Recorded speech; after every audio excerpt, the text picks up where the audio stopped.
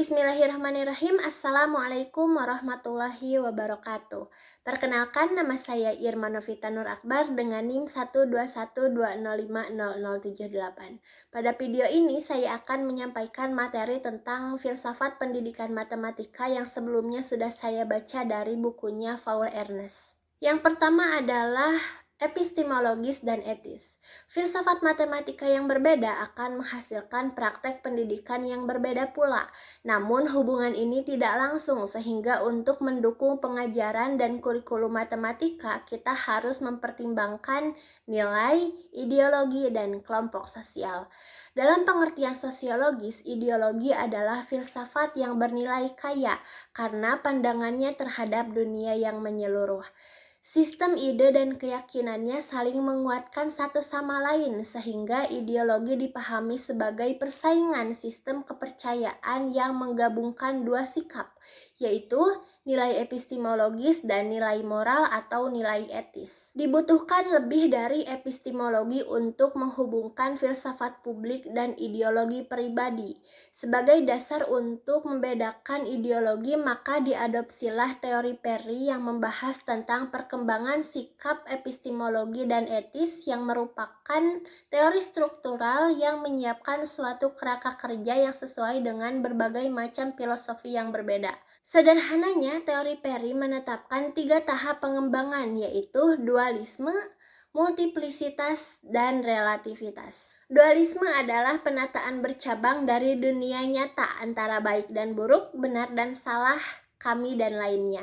Dalam keyakinan epistemologi, dualisme menyiratkan pandangan absolutisme terhadap pengertian yang dibagi menjadi dua, yaitu kebenaran dan kepalsuan yang bergantung pada otoritas. Multiplisitas memiliki pluralitas sudut pandang atau evaluasi dengan mengacu pada topik atau permasalahan yang sama.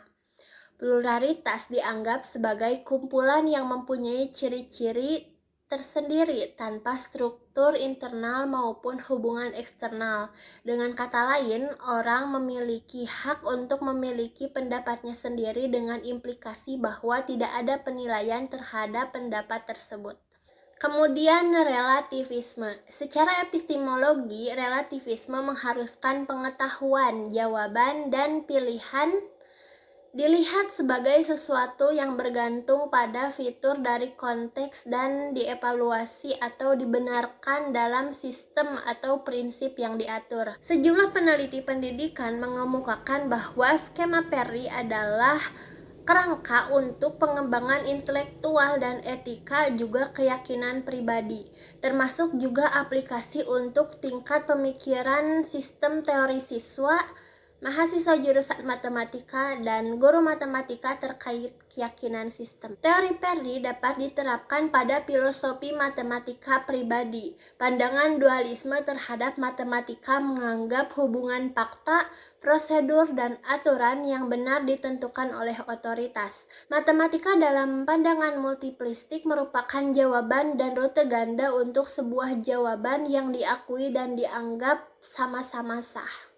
Pandangan relativistik terhadap matematika mengakui adanya berbagai jawaban dan pendekatan terhadap permasalahan matematika, dan evaluasinya bergantung pada sistem atau konteks secara keseluruhan.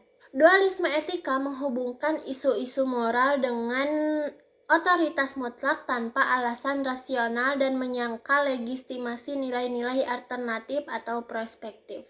Multiplistik etika mengakui adanya perspektif moral sesuai masalah tetapi tidak memiliki landasan rasional atau prinsip untuk pilihan atau pembenaran. Dan filosofi relativistik etika sama seperti sejumlah besar dari filosofi pribadi, yaitu sesuai atau kompatibel dengan relativisme.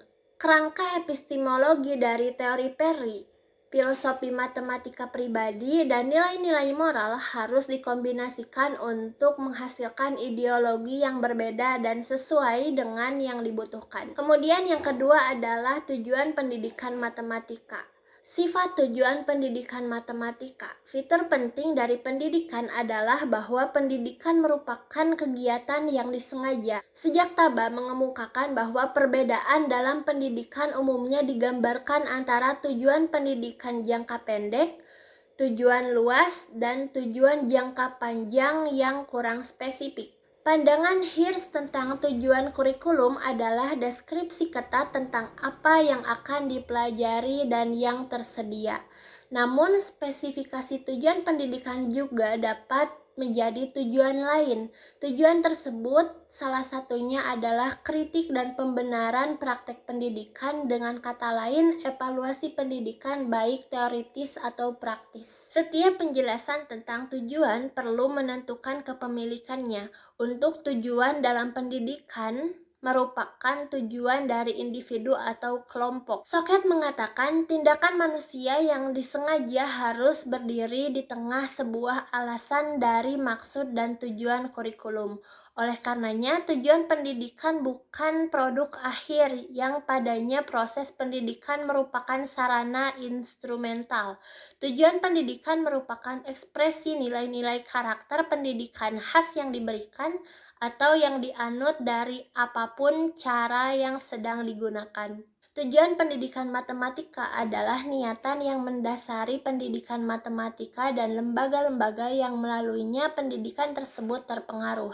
Tujuan tersebut mewakili salah satu komponen dari tujuan umum pendidikan dan bergabung dengan tujuan lainnya untuk membentuk tujuan keseluruhan. Akibatnya, tujuan pendidikan matematika harus konsisten dengan tujuan umum pendidikan. Tujuan-tujuan ini ditujukan untuk semua murid meskipun cara mereka diterapkan akan bervariasi sesuai dengan usia dan kemampuan mereka. Para murid harus memiliki penguasaan dan apresiasi tentang matematika sebagai unsur penting dari komunikasi, matematika sebagai alat yang ampuh, apresiasi hubungan dalam matematika, kesadaran akan daya tarik matematika, imajinasi, inisiatif, dan fleksibilitas pemikiran dalam matematika, bekerja dengan cara yang sistematis, bekerja secara independen, bekerja secara kooperatif, pembelajaran matematika yang mendalam, dan kepercayaan diri murid atas kemampuan matematika mereka. Tujuan pendidikan kelompok sosial. William menyebutkan terdapat 3 kelompok, yaitu industrial trainer atau pelatih industri, humanis, dan pendidikan masyarakat, yang mana ideologinya telah mempengaruhi pendidikan baik di masa lalu dan di masa sekarang. Unsur-unsur ideologi pendidikan matematika diantaranya epistemologi, filsafat matematika, dan satu set nilai-nilai moral dan lainnya. Kemudian teori anak yang merupakan bagian khusus dari teori seseorang dalam kaitannya dengan pendidikan, dan suatu teori masyarakat. Dan yang terakhir adalah tujuan pendidikan. Mungkin cukup sekian materi yang dapat saya sampaikan. Atas kesalahannya mohon dimaafkan. Terima kasih. Wassalamualaikum warahmatullahi wabarakatuh.